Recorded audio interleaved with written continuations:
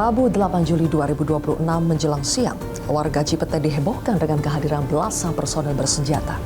Polisi menggeledah Cafe Declan Signature dan sebuah money changer di sebelahnya. Kedua tempat ini didatangi para penyidik terkait dengan kasus pemadaman listrik yang mengungkap keterbatasan pasokan batu bara PLN.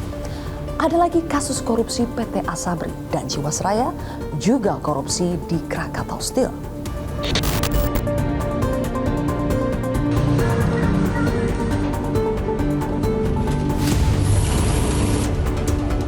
Berat. Dalam penggeledahan ini penyidik menemukan 2 berangkas yang tertanam di balik dinding. Kepala Kortas Tipikor Polri, Irjen Pol Totok Suharyanto mendeskripsikan temuan yang tidak main-main. $3.130.000 Singapura, $889.965 Amerika Serikat, dan uang rupiah sebesar 259 juta lebih. Sementara dari poin money changer, polisi menyita total uang 7,2 miliar rupiah dalam 16 jenis mata uang asing beserta 71 dokumen.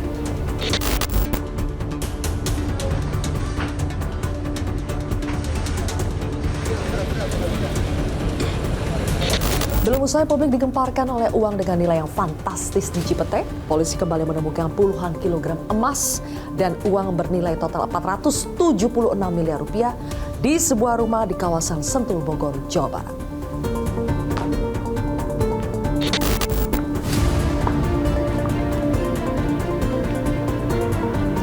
Sebuah berangkas super besar ditemukan di dalam rumah ini.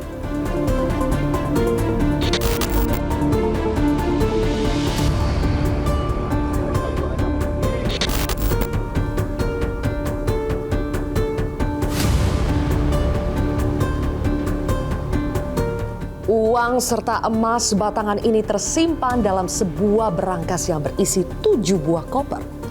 Selain itu juga ditemukan 4 juta dolar Amerika Serikat, 14 juta Singapura dolar, dan 100 juta rupiah.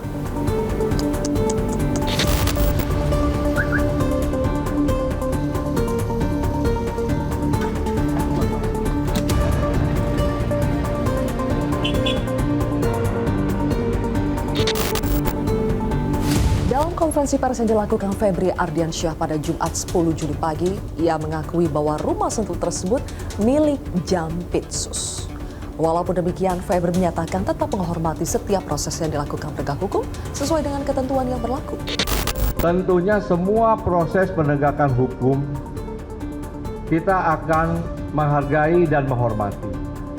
Sesama rekan penegak hukum tentunya saling mendukung bagaimana ini menjadi terang, menjadi jelas, dan bisa kita jelaskan kepada masyarakat. Yang kedua tentang rumah Sentul, ya, itu memang rumah pribadi Jampitsus yang sudah sejak lama. Itu bisa dilihat bagaimana proses kepemilikan sejak awal, ya. Dan mengenai uang tadi kan sudah saya jelaskan yang ditemukan bahwa itu ada pemilik. Ya, bahwa itu ada kegiatan, ada orang-orang juga terima kegiatan, itu bisa juga ditanya, kemudian juga ada beberapa kegiatan bangunan yang bisa dicek. Semua kami yakin dapat dipertanggungjawabkan dengan benar.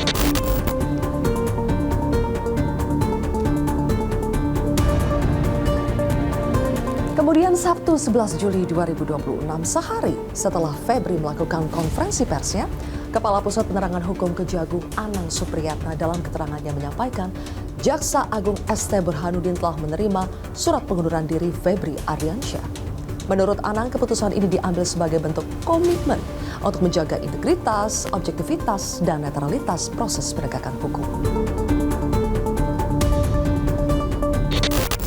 Tidak berselang lama dari berita pengunduran diri Febri dari jabatannya sebagai Jampitsus, Kepolisian Republik Indonesia mengumumkan penetapan 2 orang tersangka dalam kasus korupsi PT Asabri dan atau kasus korupsi lainnya.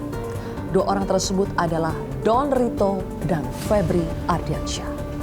Berdasarkan gelar perkara, kita telah menetapkan 2 tersangka saat ini, yaitu Saudara DR yang telah diduga melakukan tindak pidana pencucian uang yang diduga berasal dari tindak pidana korupsi. Kemudian kita juga telah menetapkan saudara FA dalam perkara dugaan tindak pidana korupsi dan atau tindak pidana pencucian uang dalam proses penanganan hukum oleh pegawai negeri atau oknum penyelenggara negara dalam perkara PT Asabri dan atau tindak pidana korupsi lainnya. Dalam kesempatan yang sama, pelaksana tugas Jampitsus Rudi Margono resmi menerima pelimpahan 3 perkara dugaan korupsi dari Kortas Tipikor Polri dan Polda Metro Jaya yang menyeret Febri Ardiansyah. Di sisi lain, dalam kunjungannya ke Kejaksaan Agung, Kapolri Jenderal Polisi Listio Sigit Purnomo menegaskan sinergitas yang erat antara Polri dan Kejaksaan Agung. Kami secara formal akan menerima penyerahan penanganan perkara 3 perkara yang hari ini sebagai bentuk komitmen agar profesionalisme dan sinergi. Karena faktanya masyarakat, publik menunggu terkait dengan penyelesaian perkara. Yang jelas saya pastikan di sini, apalagi kita hadiri bersama antara Bapak Jaksa Agung dan seluruh pejabat utama Jaksa, saya didampingi Wakapolri dan pejabat utama Mabes Polri, tentunya kami sama-sama sepakat dan menyampaikan kepada seluruh jajaran bahwa tidak ada masalah di antara 2 institusi ini. Hari ini kita lengkapi pada teman-teman yang belum tahu bagaimana bersinerginya kami, inilah bentuk kami. Dan ini bukan hanya ini hari ini, setelah lalu-lalu kami begini. Cuma memang kami tidak terbuka dengan teman-teman di sini. Kita ini satu kesatuan. Tujuannya adalah memberi rasa aman di masyarakat, memberi suatu rasa adil di masyarakat. Ketua Komisi 3 DPR RI Habibur Rahman menyebut dugaan tindak pidana yang melibatkan Febri Ardiansyah termasuk kategori mega korupsi karena nominal barang buktinya sangat besar. Habib menekankan Komisi 3 akan mengawal penanganan perkara ini, salah satunya dengan membentuk panitia kerja yang akan memanggil seluruh pihak yang berkaitan dengan kasus ini. Penanganan perkara ini yang sekarang ditangani oleh leading sektornya Jampitsus, tetapi tetap dengan bersinergi dengan Kortas Tipikor dan nanti akan disupervisi oleh KPK, ya, dan juga akan diawasi langsung oleh panja yang akan kita bentuk dalam rapat ini. 13 lokasi sudah digeledah. Aset dan uang senilai ratusan miliar rupiah, emas 74 kg sebagai barang buktinya. Lalu bagaimana kelanjutan pengungkapan kasus mega korupsi ini? Akankah ada nama-nama baru yang diduga ikut menikmati aliran uang haram?